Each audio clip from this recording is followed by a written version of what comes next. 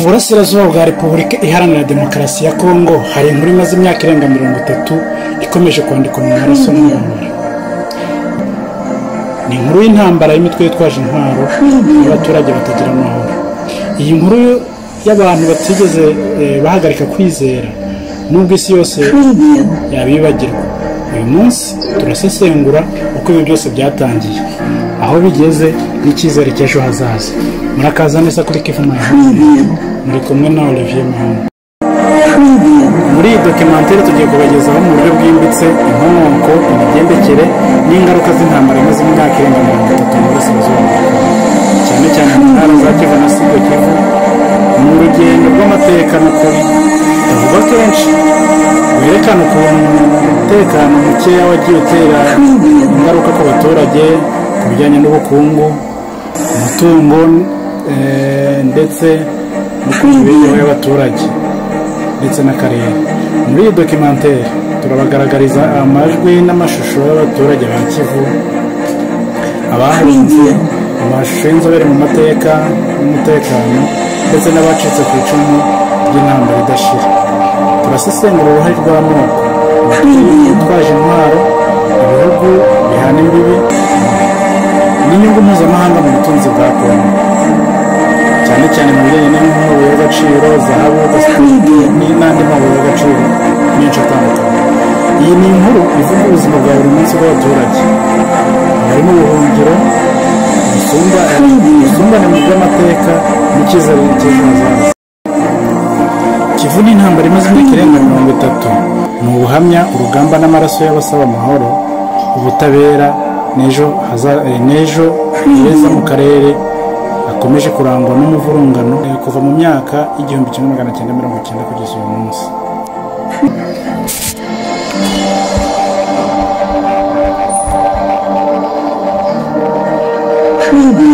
Nyuma ya Jenoside yakorewe Abatutsi mu Rwanda mu mwaka wa 1994, ibihumbi by'impunzi n'abasirikare ba ex-FARC n'interahamwe bahungiye mu ntara za Kivu mu burasirazuba bwa Kongo. Kuva icyo gihe ubutaka bwiza bwa Kivu bwahindutse isoko y'amakimbirane.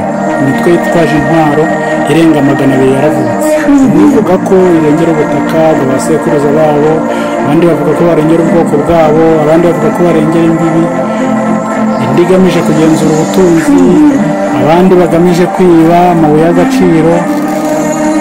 Ariko ibi byose byateje umutekano muke, guhungabana ku buzima bw'abaturage no gusenyuka kw'inzego z'ibanze.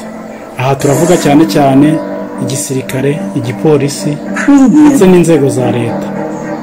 Abana benshi bavukiye mu ntambara, abandi bavukira mu buhunzi, ntibigeze bamenya agaciro k'icyamahoro ari cyo. Ariko muri uwo mwijima yose habonetse intwari, abasore, abagore, abagabo n'inkumi bahagurutse kurengera ubuzima bw'abandi, baharanira amahoro, baharanira ko amahoro agaruka. Abo nta bandi twavuga ndetse na AFC n'uturasire tw'Rwanda. Kivu iracyari igihugu cy'ubwiza n'ubutunzi, nyamara imyaka irenga 30 ishize amarira n'umwijima birashira. Ariko n'ubwo inkuru y'intambara ikomeza kwandika, hariho icyizere kivuga kiti, icyizere cy'abantu bose batigeze bacika intege, bakomeje guharanira icyo cyizere, bakomeje kugira cy'amahoro, ubumwe n'iterambere. Ni igihe cyo kuvuga tuti abo bantu bakomeje kugira icyizere bageze igihe cyo kuvuga ngo amahoro si inzozi, amahoro ubu ni uburenganzira bwacu. Kivu iracyari igihugu cy'ubwiza n'ubutunzi, ariko nubwo imyaka irenga 30 ishize amarira n'umwijima ntibirashira. Ariko nubwo inkuru y'intambara ikomeza kwandikwa, ariko haracyari icyizere cy'abantu bakomeje guharanira amahoro, ubumwe, ubutabera n'iterambere. Ni igihe cyo kuvuga tuti amahoro si inzozi, ni uburenganzira. Twibuke ko buri wese muri twe afite uruhare mu kubaka ejo hazaza, ejo hatarimo amaraso ahubwo huzuye urukundo. Ahashizeho ntacyo twahakoraho, ariko hazaza tuhafite mu biganza byacu. Murakoze gukurikira iki kiganiro kuri Kivu My Homeland. Mwibuke gukora subscribe, share, kandi twese duharanira amahoro. Ndatekereza ko twese twandike muri comment ngo twese duharanira amahoro. Mwari kumwe na Olivier naho utaha. Ciao ciao.